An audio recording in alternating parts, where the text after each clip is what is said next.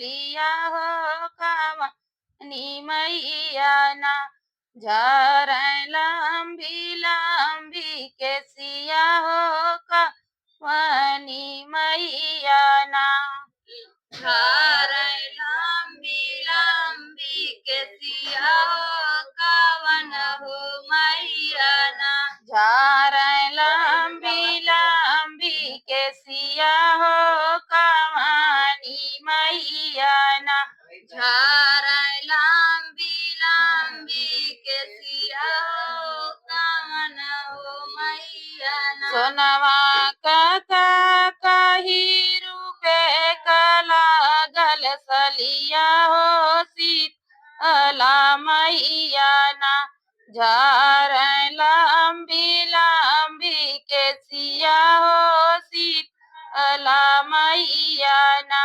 झारै लंबी लंबी केसिया हो शीतला मैया झारै लंबी लंबी केसिया हो शीतला मैया ना झारै लंबी लंबी केसिया हो शीतला मैया केथुआ कही केथुआ वाला गल सलिया हो कवनी मैया ना झारै लंबी लंबी केसिया हो कवनी मैया ना झारै लंबी लंबी केसिया हो कवन हो मैया सोनवा कही रूपे कला गल सलिया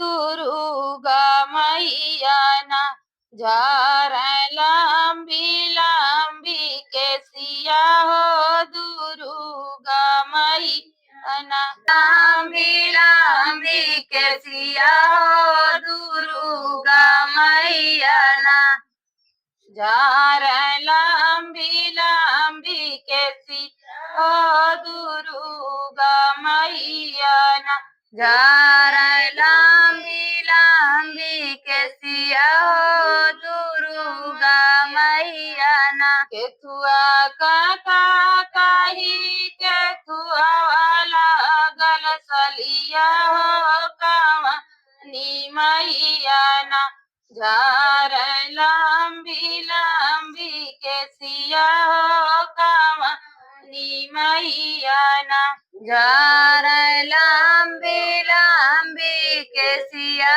हो कवन मैया ना सोनवा कही रूपे कला गल सलिया हो भगवती मैया ना झारै लंबी लंबी केसिया हो भगवती मैया ना झारै लंबी लंबी केसिया हो भगवती मैया ना झारै लंबी लंबी केसिया हो भगवती मैया झारै लंबी लंबी केसिया हो भगवती मैया ना कही केथुआ वाला गल सलिया हो कवनी मैया ना झारै लंबी लंबी केसिया हो कवन हो मैया ना झारै लंबी लंबी केसिया हो कवन हो मैया नवा कही रूपे कला गल सलिया हो कि चौरा मैया ना झारै लंबी लंबी केसिया हो कि चौरा मैया ना झारै लंबी लंबी केसिया हो किउरा मैया ना झारै लंबी लंबी केसिया हो कि चौरा मैया ना झारै लंबी लंबी केसिया हो चौरा मैया ना कोई दीदी पूरा हो गया। अब एक खे पूरा हो गया। अब एक आखे और गावा नाची उची पर के गाय दा।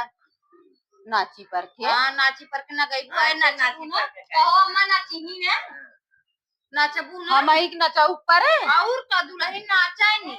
नाच के खड़ी चला नाच के अब ये खड़ी हुआ तब नाचा एक पहले सुहाग गाय दा। सुहाग गाय दी अब लेट होत बाटे। अब चला एक नाची पर के गाय के नाच दाओ करे बाद तब एक परीक्षा और बाकी रह जाई। नचिया पर के गावे कोई हाँ वाला गाय के नाचबू ना हम एक गावे खत। हाँ गाय के नाचा नैहर नगरी राजा बड़ा निकला गए नैहर नगरी राजा बड़ा निकला गए नैहर नगरी राजा बड़ा निकला गए बाग निकला गए बागैचा निकला गए बाग निकला गए बागैचा निकला गए तो रतन भूला राजा बड़ा निकला गए तो रतन भूला राजा बड़ा निकला गए तो रतन भूला राजा बड़ा निकला गए नैहर नगरी राजा बड़ा निकला गए नैहर नगरी राजा बड़ा निकला गए नैहर नगरी राजा बड़ा निकला गए नैहर नगरी निकला गए अटारी निकला गए कोठा निकला गए अटारी निकला गए झाकत खिरखी राजा बड़ा निकला गए झाकत खिरखी राजा बड़ा निकला गए झाकत खिरा। अब हमारे भुला ये इतना गनवा इतने आवत तो रे।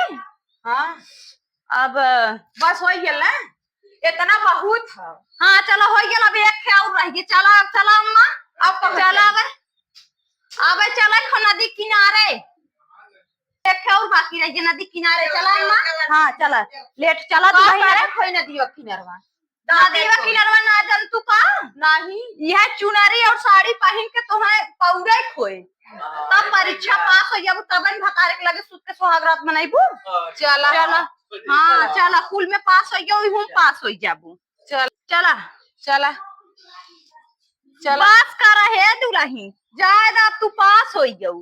कैसे हम पास हो गए हम तो कुछ करबो ना करे। अरे पास हो जाऊ हाउ जो उनका पतहिया रही ना। हाँ देखा खरपत्तू के हाँ उनकर कुल परीक्षा पास हो गई। हाँ। जब नदी किनारे जाए लगी ना टांग लुगरी उठाए के भगिल फुरफुराए के